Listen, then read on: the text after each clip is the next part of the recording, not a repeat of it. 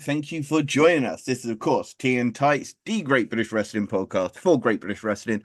I am the Great British Wrestling Taku, Mr. Andrew Moore, and Eaton Most. I will be your host. I am joined by Puro, the Technical Wrestling Bear. He is here to review the Pro Wrestling Eve Traveling Hood of Sisterhood of the Traveling Slams. That's a tongue. Sisterhood of the Traveling Slams. There we go. As well as Attack Pro Wrestling. Thank God it's not WinterSlam 6 and ICW's Heavy Roasting, which were all this past weekend, I believe Friday, Saturday, and Sunday as well. That was a good one. They were great shows. I'm going to tell you all about them. Plus, I've got some news announcements that I'm excited about coming in the next few weeks. We'll talk about that once we've got the reviews portions out the way. So with that, let's just kick off. Let's talk about Pro Wrestling Eve and their Sisterhood of the Traveling Slams. First time this time. Actually, only one match was technically announced before the show. This was a 6-person tag match between Sapphire Reed, ZZ, and Millie McKenzie versus Session Martina and SAS, Strong and Sexy, Sky Smithson, and Nightshade. But at the beginning of the show, there was no host to Pro Wrestling Eve, and this was apparently because Sapphire and her crew had kidnapped the usual hosts of Eve, and they decided that they weren't doing the matches. They were going to change the card about. They said that Sapphire and ZZ would face SAS in a tag team match for the Eve Tag Team Championships in a street fight, as well as saying Session Moth Martina will face Millie McKenzie one on one. And in fact, that was the match that kicked off the show. It was Millie McKenzie and Session Martina. It was a fun opener.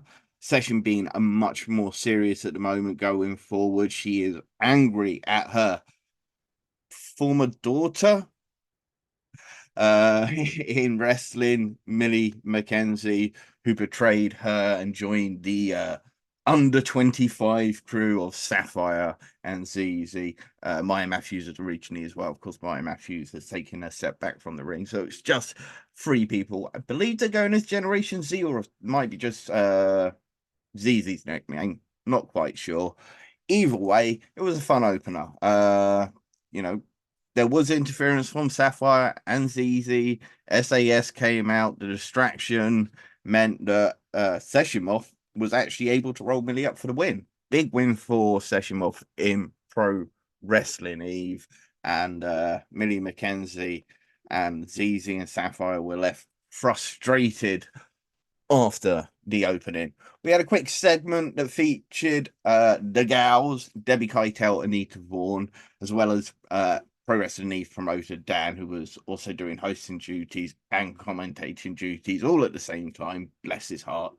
The gals wanted a spot on the upcoming joint show with the Tokyo Joshi Pro Wrestling on the 24th of August during the AEW weekend. Dan mentioned that there was only one spot left, one spot for one performer. Debbie tried to push Anita to take this opportunity to, Debbie said, I've been on the biggest stages, I've traveled all over, it's your turn, Anita. Anita wouldn't really accept it, so Anita wanted to earn it. So they made a match between the two to see who would get that one remaining spot. And that took place during the second half of the show. Ending the first half of the show was Nina Samuels and Lena Cross. They had come out. Apparently, Nina was claiming that she was meant to fight Alex Windsor on this card, which apparently was not true, according to promoter, commentator, host Dan. But Nina Samuels came out with her Sendai Girl tag team partner, Lena Cross. And they took on the team of the top. Well, they gave out an open challenge. This was answered by the top shaggers, and the top shagger, and I prefer to just call them the top shaggers, Kanji and Emerson Jane. There was some silliness, around the 2-minute mark, 3-minute mark, but it didn't last for long. It did kick into a very serious gear around the 5-minute mark, and then it just turned into a really fantastic tag match Kanji and Emerson Jane, they really seem to be having a lot of fun teaming together as a tag team, and being these top shaggers and a dead Donny or whatever. They are having fun and can't blame them for it. This was my second time seeing Lena Cross. Great. She's big, she's athletic, she's Amazonian looking. You can understand why Meiko Satomura, the promoter of Sendai Girls, likes her. She's always like that type of gaijin that takes the form of Amazonian warriors to a degree, and Lena definitely fits that bill.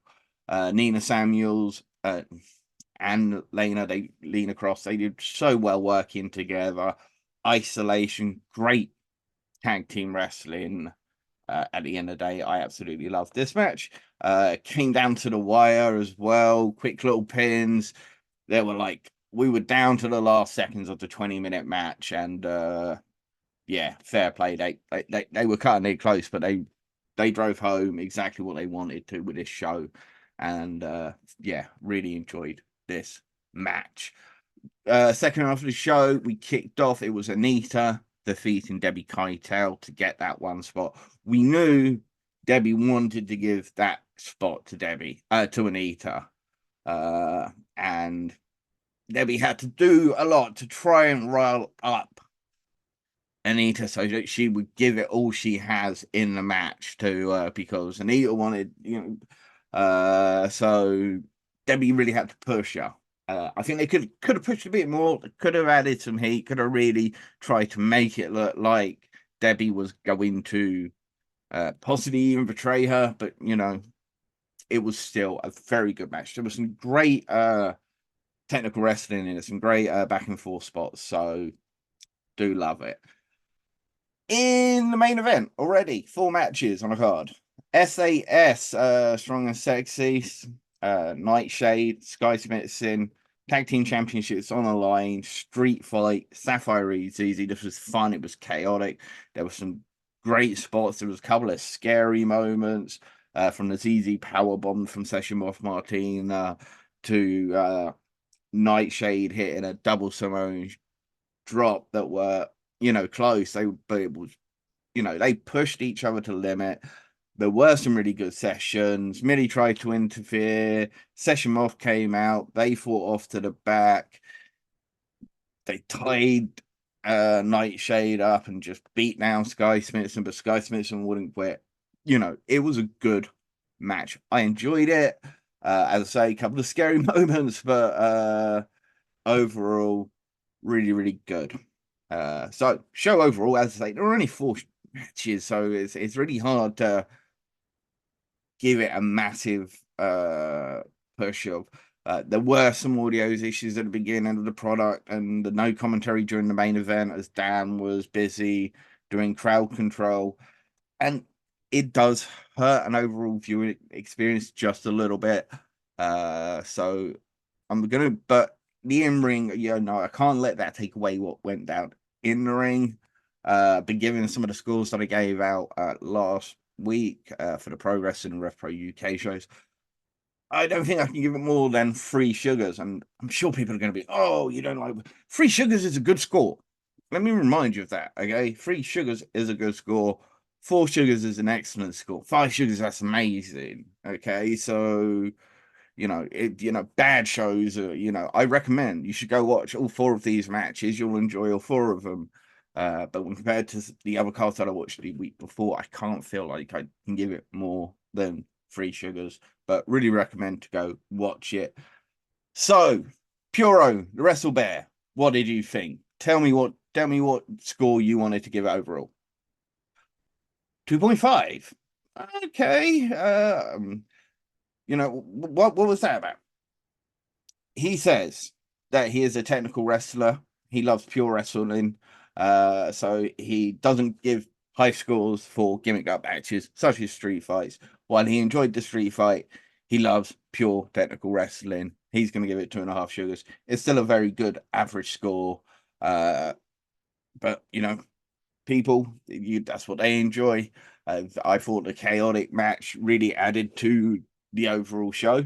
But Puro, where he's about, less gimmicks, more wrestling. He feels differently to me, and I'm sure that's fine. Anyway, what's next for Eve? Well, I mentioned it earlier. It is their joint show with Tokyo Joshi Pro Wrestling. And we have had one match announced so far for the show. It is Arja Kong and Maxi Impaler versus ZZ and Sapphire Reed.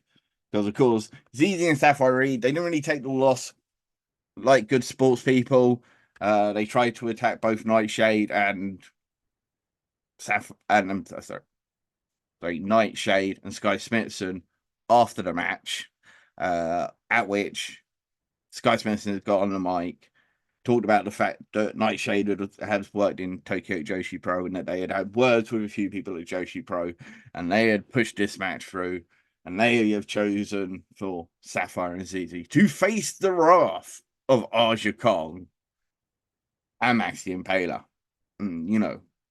I'm scared for Sapphire and ZZ. These are two of the top prospects in European wrestling. But Maxi Impaler, Arja Kong, they're killers. It's going to be interesting. It's going to be a good match. I think the show is already sold out. I think they've opened up a few more tickets, but you need to get them soon because I'm sure they'll sell out again. And so if you haven't got your tickets booked yet and you want tickets booked for this show, get on it or you're going to end up with obstructive views and so forth. No seat, I believe, standing tickets only at the moment. But yeah, so looks really good. Part of the AEW weekend. Gonna be exciting. It takes place between 2 p.m. and 4 p.m. as well. So if you're planning to go to Rev Pro UK show on that day, there is time for you to make it. Once the show finishes, jump on the tube. It's 5 minutes away to the next venue for Rev Pro UK. So, go do it, go check it out. Anyway, Attack Pro Wrestling, Welsh Wrestling, Cardiff Wrestling, the Roundabout Club in Cardiff. Thank God it's not WinterSlam 6, because, can't use SummerSlam. So let's say WinterSlam. That is Attack Pro in a nutshell, really is. There was a ladder match for the 24/7 championship. Champion Chuck Mambo defending against Chip McSwings, whoever this dastardly man is behind the mask. Chip McSwings. He is apparently a Tory, according to the fans. It was a decent ladder match. It was nothing special to write home about as a ladder match. There were a couple of good spots. But overall, it was okay. Chuck Mambo managed to climb the ladder, retrieve the 24/7 title. But then Josh Holly came in, who had been doing commentary for the match. He jumps in the ring, rolls him up. 1, 2, 3. Win over Chuck Mambo, and Josh Holly is the new 24/7 champion. That's how the 24/7 title works. Big Damo and Eddie Dennis were up next, and Big Man Wrestling. Fun Big Man Wrestling. Big men beat each other up. Eddie tried to avoid getting beaten up by Big Man Big Damo. They slapped meat. It was a good match. Big Damo came away with the win, though. Kanji defeated Anita Vaughn in the match just before the break. Very good from Kanji and Anita. Excellent. They are fantastic wrestlers. At the end of the day, just brilliant. Anita is a huge prospect coming out of Ireland. I know she's now moved to London, I believe, to get more opportunities on the English wrestling scene. Very, very talented. Has already made waves in places like WXW Germany, where she became very popular during the during the 16 carat weekend due to her teaming with Oscar Loiba, whilst Yuto Nakashima, the Young Blood tag team partner, was out. But yeah, Kanji and Ita, excellent, incredibly. Honestly, for me, it was the match of the show. Back from the break, we had Elijah and Harrison Bennett defeating Kurt Atlas and Alex Vaughn interesting matchup. Elijah and Harrison are both two seriously underrated performers. You know, I can't state how Elijah is just so put together. I mean, there's not an ounce of body fat on that man. He's a creative wrestler. I really enjoyed him during his Progress run. I'm not sure why you know, we don't see him in Progress that much. More opportunities for Elijah. Plays a fantastic wrestler. Same with Harrison Bennett. I know Harrison Bennett is the current new and current reigning Pro Wrestling Chaos King of Chaos champion, or the undisputed King of Chaos champion, since they what's the word, unified the Welsh and King of Chaos championships. And they're really pushing Harrison Bennett, and I really like that. They from Pro Wrestling Chaos, as well as obviously Attack, who use both Elijah and Harrison on a very regular. Kurt Atlas and Alex Vaughan. My first time seeing Alex Vaughan, not my first time seeing Kurt Atlas. Kurt Atlas is a very put together young performer, big, stocky, powerful looking dude. You know, for me, Kurt Atlas, he's one of these, what I would call the, you know, the four pillars, if you like, of young Welsh wrestling right now, alongside James Ellis, Leon Kane, and Shane Hooker. You know, four incredibly talented wrestlers, and Alex Vaughan is, you know, right up there. You can make it a top six, to be honest, because you got Alex Vaughan and Josh Holly. They are fantastic, and it's great to see them getting used, and for these guys to be getting experience in Attack Pro Wrestling and New Wave Wrestling and Pro Wrestling Chaos. Sunflowers defeated the Weed Whackers. This is the stuff I don't really like from Attack Pro Wrestling. It can be fun for the live audiences, no doubt, and I'm sure there's a lot of fans out there that you know, do like this comedy aspect of the wrestling. Doesn't always have to be serious, and absolutely right. It's not for me though, and yeah, it got a bit too silly for me. But then we got a whole Sunflower family, like the Dudleys. Yeah, you know, entertaining, I guess. Jay Joshua was supposed to face Nico Angelo, but Nico was carrying a slight injury into the match. And before the match, Jay Joshua just beat the pulp out of him before the bell, so Nico couldn't compete. But Mark Andrews, of course, owner of Attack Pro Wrestling, he was expecting this. He was ready for this. He was worried that Nico Angelo wasn't going to be fully fit. So he had arranged another competitor to take the place of Nico Angelo, if needs must, of course. And excellent back and forth from Jay and the Wild Boar. You know, Wild Boar, short in stature, beefy, strong. Jay Joshua, beefy, strong. Beat the crap out of each other for a lot of the match, for a good portion of the match. Then suddenly Eddie Dennis comes out, and he's carrying the one-up life. I didn't maybe have to go back on some Attack Pro Wrestling and find out where he got that one-up life for, but he cashed in this one-up life to be entered into the match, making it a triple threat match. Of course, triple threat meant it was no DQ, so out came Kurt Atlas and Alex Vaughan. The Ring Crew Express apparently is their name. They came out attacking, of course, Wild Boar and Jay Joshua. Harrison Bennett and Elijah, of course, have came out to make the save. Now, on a couple of episodes back, apparently they've been teasing the fact that Elijah could possibly join Eddie Dennis, and you thought maybe, but then boom, no, Harrison Bennett kicks Elijah in the nuts, and it's Harrison Bennett that joins Elijah. So they've got a faction going on. I believe, I can't remember the faction name. You'll have to bear with me. Nothing to prove. Nothing to prove. Harrison Bennett, Eddie Dennis led faction, along with yeah, two young guys there in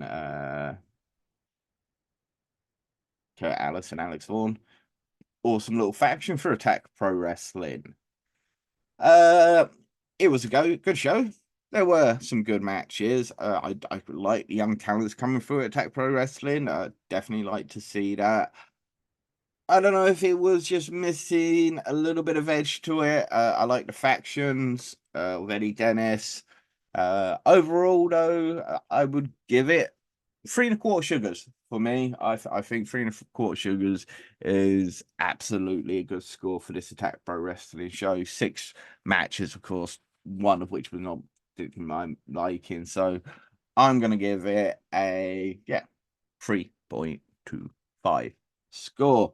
Puro the Wrestle Bear. Let me guess, you didn't like the ladder match and you didn't like the Weed Whacker match.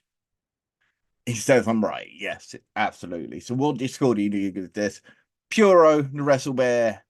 He's going to give this one 2.75. You're a mean bear. Anyway, let's go on. What was next? What's next for Attack Pro Wrestling? Like Heath, their next show is going to be part of the AEW weekend. Also on the Saturday, the 24th of August, it's part of a joint free show day with North Wrestling, NCL, and Hustle Wrestling. The Attack show takes place between 11 a.m. and 12:30. So far, they've announced that Danny Luna will be facing Emerson Jane. They've had some cracking matches in the past. I'm sure it's going to be another absolutely cracking match. In fact, in Attack Pro Wrestling, I know Danny Luna and Emerson Jane had an absolute belter you should check out on Attack Pro Wrestling. So they're going to be facing off one-on-one. And we'll also see Leon Cage in action. Of course, Leon Cage went viral, as they say, on the Twitter sphere, the X sphere, whatever you want to call it. That place that's just an absolute shit show right now, especially here in the UK, seeing all of it. But that's not what I'm here to talk about. I'm here back to talk about wrestling. But Leon Cage, yeah, he's making waves. Just recently did an interview with Tom Campbell of Cultaholic Wrestling on top of everything at the moment. Great to see Tom Campbell really pushing Brit Wres. Love to see it. Anyway, North Wrestling and CL, their show takes place between 1 o'clock and 2:30. Got a match between Rampage Brown and Leon Slater for the North Wrestling NCL Championship. That's going to be an excellent match. I haven't seen the Slater versus Rampage Brown. If it's happened, I haven't seen it. I want to see it. So really looking forward to this one. And man like Doris versus Trent Seven, of course, 2 Birmingham native, 0121. You know, Dan Maloney was a member of British Strong Style before he was a member of the 0121 faction with man like Doris. But yeah, it should be a great show, good show. So North Wrestling now 1:30 till 2:30, sorry, and then of course you have the Hustle Wrestling show. I don't know what's been announced for Hustle Wrestling. I haven't been paying attention. Following this is the Tag Team Extravaganza, where Attack Pro Wrestling will crown new tag team champions. In fact, if I'm right, the 0121 man like Doris was actually, you know, the last person to technically hold those tag team championships. I believe tag teaming with Dan Maloney. Somebody correct me if I'm wrong. Always welcome to be corrected, but I feel like I'm like I saw something about this. But definitely, I love tag team wrestling, so I'll be tuning into the Tag Team Extravaganza. Now I forgot to mention Eve and Attack Pro Wrestling, both available on YouTube. You can check these matches out. With Pro Wrestling Eve, the first half of the show is free. The second half of the show you have to be a membership for. That is $8.99. You decide whether it's worth the cost. With Attack Pro Wrestling, you can watch it for free with adverts, but I do believe you can join and become a member for $2.99, $3.99. You know, it's around that type of price margin. And you can watch these, of course, uninterrupted, no YouTube ads, which definitely worth it. Attack Pro Wrestling. If you want to see what's going on in the Welsh and what's you know who those guys are coming out big in the Welsh wrestling scene right now, Attack Pro Wrestling absolutely one of the places you get to see this, as well as our good friend Slam Masters Wrestling over in Cardiff. Right, ICW Heavy Roasting, third show on the list. Kenny Williams opened the show. He was trying to get out of his match with Dylan Thorne, claiming second-degree sunburn. But Thorne came down to the ring. I pointed out there was a clause in the contract for that match.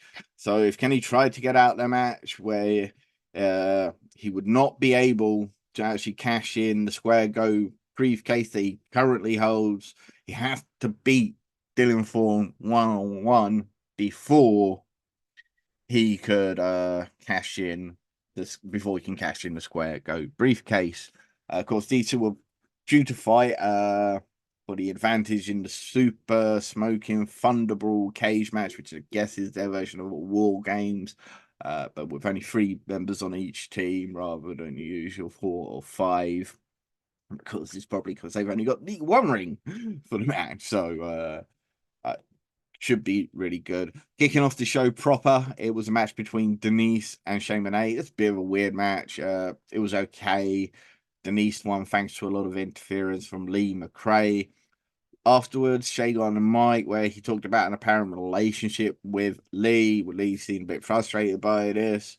And that sets up a match for Barred 3, which takes place on the 2nd of September. We have Ben Rogers versus ADM next. Ben Rogers training with Jack Jester. ADM is currently, and the Manifesto are injured. You know, Jack Jester is on their radar right now. ADM is due to face Jack Jester at Barred 3 in a cage match for that title. Jack Jester cannot touch ADM.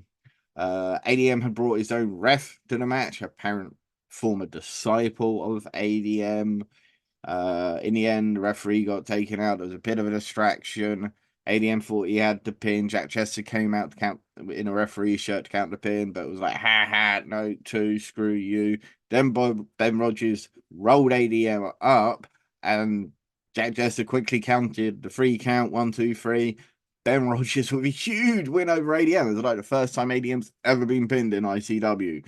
So, big win for Ben Rogers. Very young, looks great, very athletic. Would like to see a bit more from him to really see where his wrestling skills lie. But he looks a prospect. I'll tell you that. He looks a prospect, so that's good.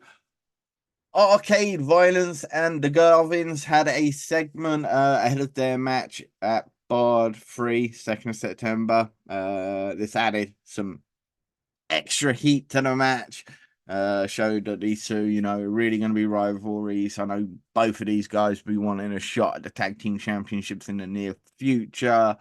I'm a big fan of the Arcade Violence. I like the Garvins as well. So yeah, I look forward to that match at Barred.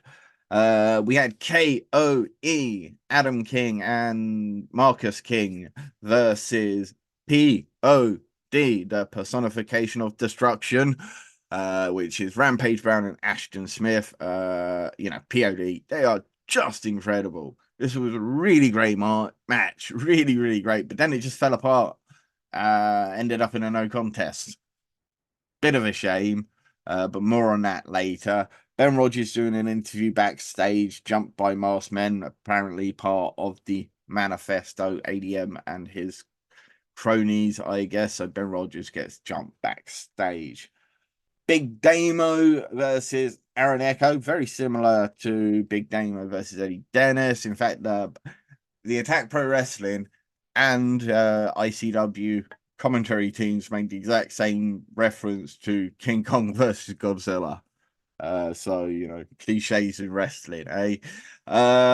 It was a very good match. We had Aaron Echo look like choosing not to use any weapons and try to beat Big Damo without having to rely on using weapons.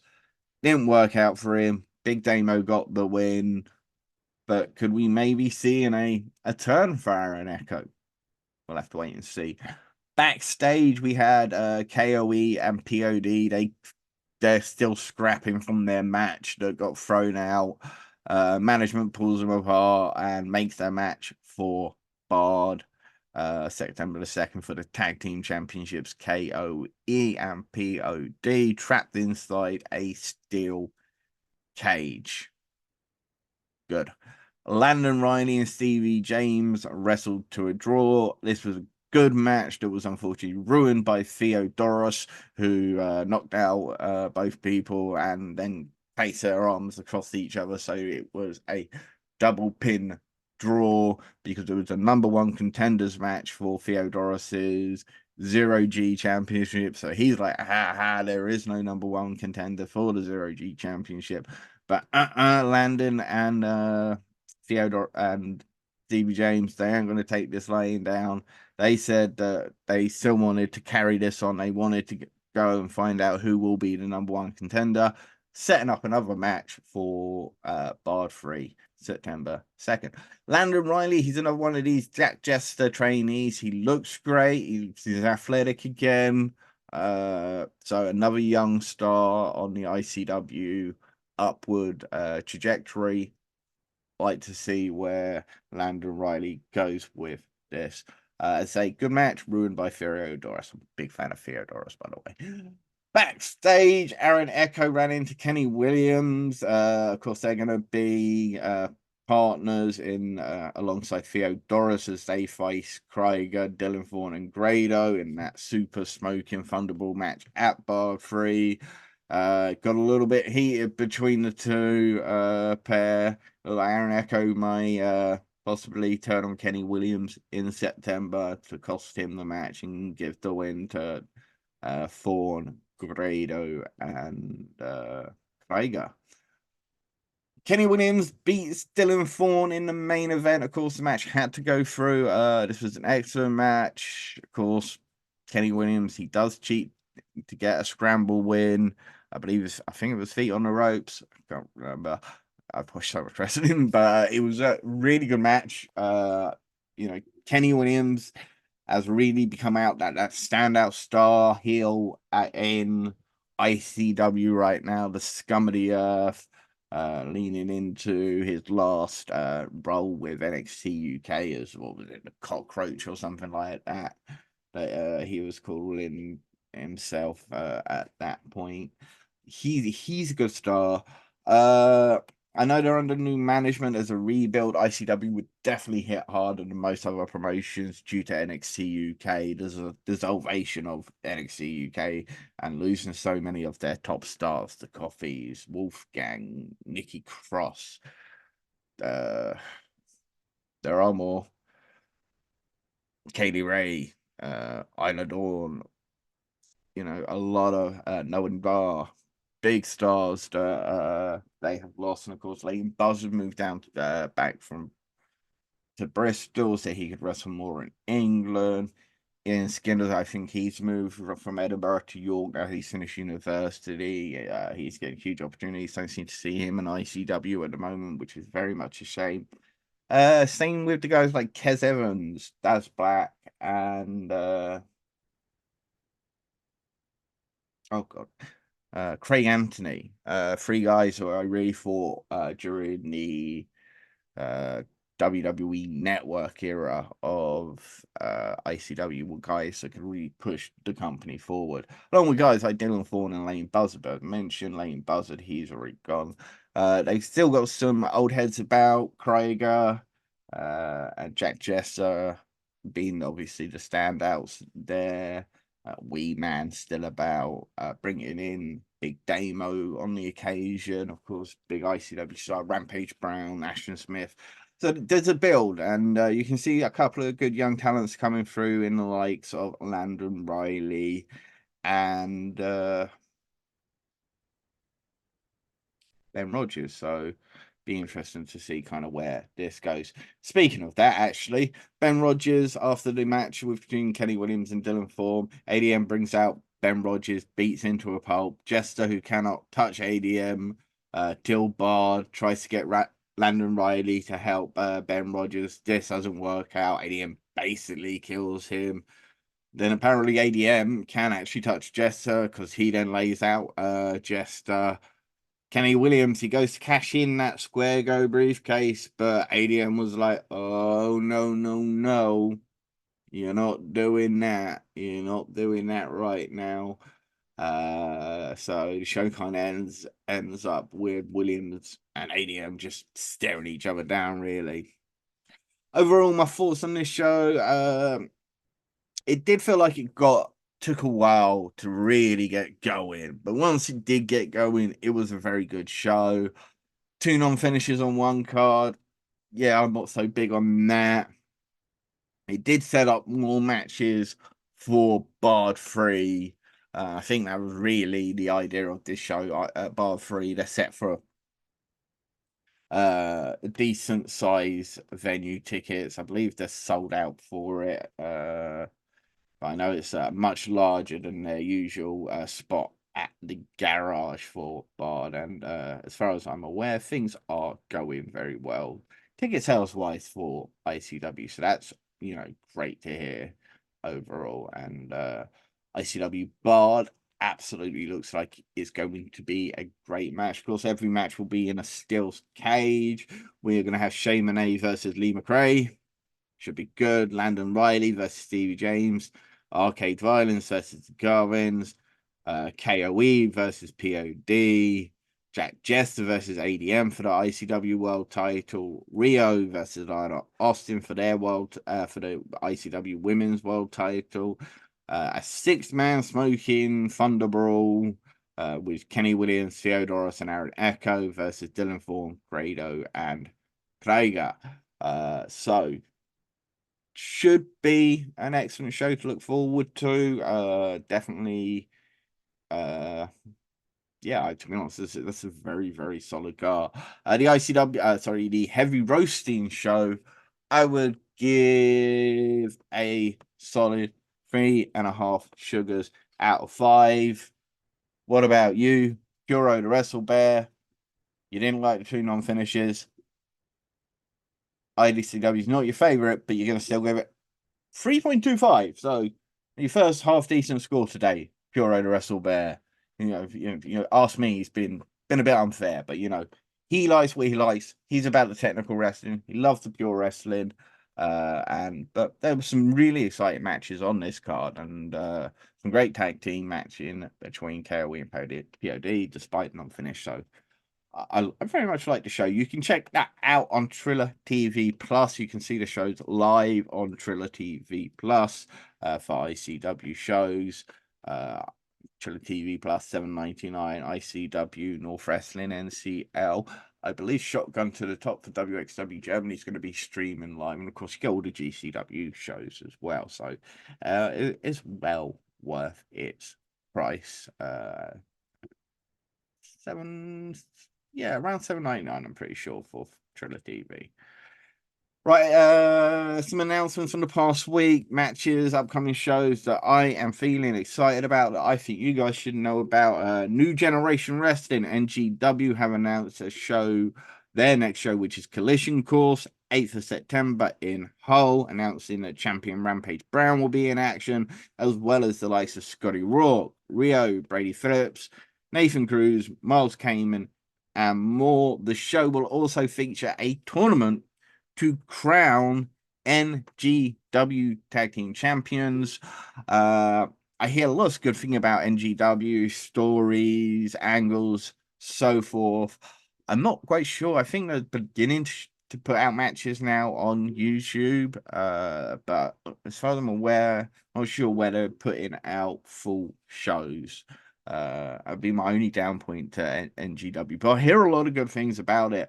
In fact, one of my cousins, who's not actually a big wrestling fan, she went to one of their shows one of their shows very recently, and she said she had an absolutely fantastic time. So, New Generation Collision Course, 8th of September in Hull. Tag team champions will be crowned. A new promotion, Rough House Wrestling, a new promotion based in Doncaster. Not at the Doncaster Dome, of course, that's going to be the home of RevPro UK in Doncaster. But at the Parkland Sports Centre here for Rough House Wrestling. It's their first show. It's going to be taking place on the 26th of October. And it'll feature the first ever singles match between Danny Black and Robbie X. How was nobody put Danny Black and Robbie X in a singles match. You know, tag matches, multi-match, doesn't count. I want to see him one-on-one. I know Puro, the technical Wrestle Bear, he would love to see Danny Black and Robbie X go one-on-one. WOS, they're returning. This is something, obviously, I haven't ever had a chance to speak about since, you know, I haven't been recording shows since they made the announcement, but now I'm recording shows, so now I'm going to talk about it. World of Sport. It's set to return on the 14th of September with 2 shows. Both shows are set to be taped. I do not believe they have a TV deal as they did last time, so I'm assuming they're going to sort out some sort of streaming. I'm hoping it'll be on Triller TV, where you can currently watch all of the previous return World of Sport shows to get yourself in the mood. We're going to see former WOS stars Martin Kirby, Grado, Adam Maxis, Shaw Samuels, Yeston Reese, as well as new competitors for the WOS brand, such as Joel Redman, Eddie Ryan, Sheik El Sham, Niwa, Ashton Smith, Alex Windsor, Nightshade, LA Taylor, Mercedes Blaze, Sessionmoff. It's a good roster. I like Joel. I'm a big fan of Joel Redman, long-time fan of Joel Redman. Guy looks incredible, power, athletic, pinpoint British technical wrestler. You know, he can really do it all. Background in judo. But you know, guys like Ashton Smith, a lot of these, I'm happy because I don't get to see many of these guys in other promotions. Don't know why. Given the roster, I think that if WIS have got their own streaming service, it's likely I would sign up to it. I'm really, really hoping that they're just going to be on Triller Plus TV, under replays. Doesn't have to be live, like North Wrestling NCL's deal. But yeah, I'm really looking forward to it. SoCal Val is returning. She's going to be involved in the new setup. Cultaholics Tom Campbell is also going to be in part of the show. Announced for the matinee show on the 14th of September is a mini tournament to crown a women's champion. This will feature Nightshade, Alex Winder, Mercedes Blaze, and L.A. Taylor. Either one of those would make a great first WS Women's Champion on this relaunch. Progress Wrestling, they've announced that Eddie Dennis will finally get his chance at revenge. Tate Mayfair's one-on-one in a Progress Wrestling ring on their show on the 26th of August. Wrestling Never Sleeps, all part of the AEW weekend. Running the show on the bank holiday Monday, so they're not clashing with any other shows that are running on the Saturday or even clashing with AEW by running on the Sunday. No, next day, to get yourself a 3-day weekend in London. If you're planning to go, stay just outside of London. I'd really recommend somewhere like Hertfordshire to stay, where you can just grab a train half hour into London and make your way via the tube. You're gonna find it a damn sight cheaper than trying to stay in London. We've also know that Sessionmoff Martina will now be challenging Rio for the Progress Women's World title. We know that Kid Lycos is going to get a rematch with Luke Jacobs. You know, maybe Jacobs was right. I put this out on Twitter. Jacobs could be right because Lycos seems to get chance after chance. Will this be a banger of a match that they can have, or will it be another massacre? Because Luke Jacobs, he's on a tear right now. He has a chance to become the first ever Progress and RevPro UK champion on that weekend. Exciting times. I really like Jacobs' run. I want him to retain. I think we need a dominant Luke Jacobs on top of the card for Progress for a short period of time. No, a long period of time. Give him the Spike Trevay treatment, you know, and give him plenty. TNT Extreme, that they've announced that joining Effie and Ali Catch at the upcoming Effie's Big Gay Brunch hosted by TNT Extreme in Liverpool. We will have a performance from Kiki Inferno, and Dark Sheik will be in action. They've also announced that the Alley Catch Lizzie Evo match that was supposed to have taken place at the last TNT Extreme show will now take place at Effie's Big Gay Brunch. There's 4 shows over the entire weekend. You've got the Rainbow Rumble, then Effie's Big Gay Brunch. Then we have TNT Ignitions Ignite the Fire, where Lucy Sky will be defending her recently won back TNT Ignitions Women's Championship against ZZ. Plus a brand new show, Nation of Collaboration. TNT Extreme have promised that this is going to be one of the biggest British wrestling collaborations ever. I'm excited to know more. They put a tweet out actually this morning talking about they're going to be working with promotions that they've worked with before for like the music festival shows. You're going to be seeing some of your favorite UK promotions for a celebration of all things British wrestling. It's an open invite to everyone.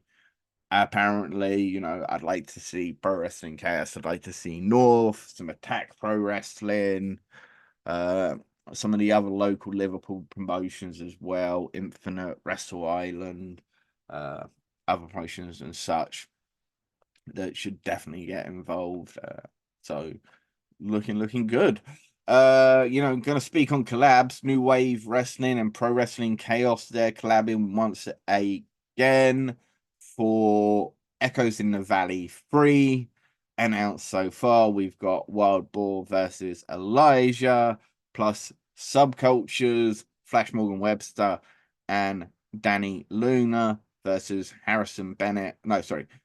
Subculture, Flash, and Danny, plus Harrison Bennett, take on the team of Luna, Ricky Reagan, and Kyriakos. I believe Ricky Reagan and Kyriakos are 2 independent wrestlers from the United States. Wrestling. A couple of big matches have been announced for Kamikaze Pro Wrestling at Relentless Rules 3, a submission match between current fighting female champion Chantel Jordan and Lena Cross. As I say, Lena Cross over here right now, just working, come over with thing. Chantel Jordan, Lena Cross, that should be an absolute banger of a match. Recently announced George Lydon versus Taishi Oizawa.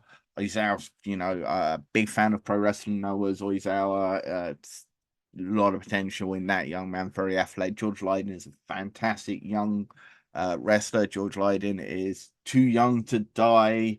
I expect this to be a very explosive match, and definitely a match I would look forward to. And then for the Kamikaze Pro title, in a last man standing match of all things, Man Like the Reese, champion versus challenger Charles Crowley. It's really, really, really interesting.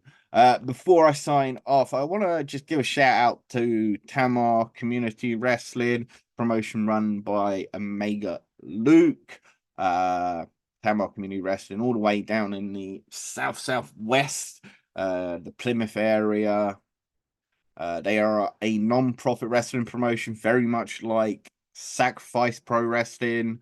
They run shows for charitable causes. I know they have an upcoming show on the 8th of September. Deadline day, JJ Gale versus Will Caven, 2 top stars from Rev Pro UK.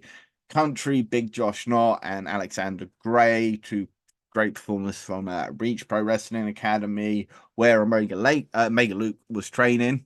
And tell you a quick story. I had Jason King of Reach Wrestling on the show about a year and a half ago, maybe a little bit more. And he talked about some people training recently. And he mentioned Omega Luke and said, YouTube performer. And but not something I don't never want to really watch that many YouTube videos. A bit different these days, but I do try to keep up with a lot of stuff via YouTube videos a bit more than I used to. But I fell in love with some Football Manager YouTube videos. And I came across the Mega Luke's thing. I'm sitting there and I noticed he had to reach tag team title in the background of one of his videos. I'm like, Mega Luke, wait, didn't Jason King tell me about this guy? So yeah, I really love Mega Luke's videos, by the way. If you're a Football Manager fan, go check out Mega Luke's. Go support Mega Luke and his charity, his charitable causes. As I say, very much like Sacrifice Pro Wrestling. So that's the deadline day name comes from the fact that he is a football he is a football guy. He's a football manager, YouTube personality, and he does put together some fantastic. Love his dad and make a dad as well. So yeah, I just wanted to shout them out because I really want to support causes like that. And yeah, big one. Next week's review will include TNT Ignition, TNT Extreme, and Rev Pro UK's Summer Sizzler. There might be 2 videos next week because I also want to look at WXW Shotgun to the Top and the German Wrestling Federation show that was put on just this past weekend. I haven't had a chance to see yet. So I might put out 2 videos next week. One with the British, one with the European. We'll see how things go and see how I feel. But make sure you check them out. Don't forget, hit that smash like button, subscribe, support British wrestling, support the British wrestlers, support the British wrestling promotions, and support British wrestling podcasters, support British wrestling, support independent wrestlers, support independent wrestlers, support independent wrestling promotions, and support independent wrestling podcasts that support independent wrestling. And don't forget, don't feed the trolls.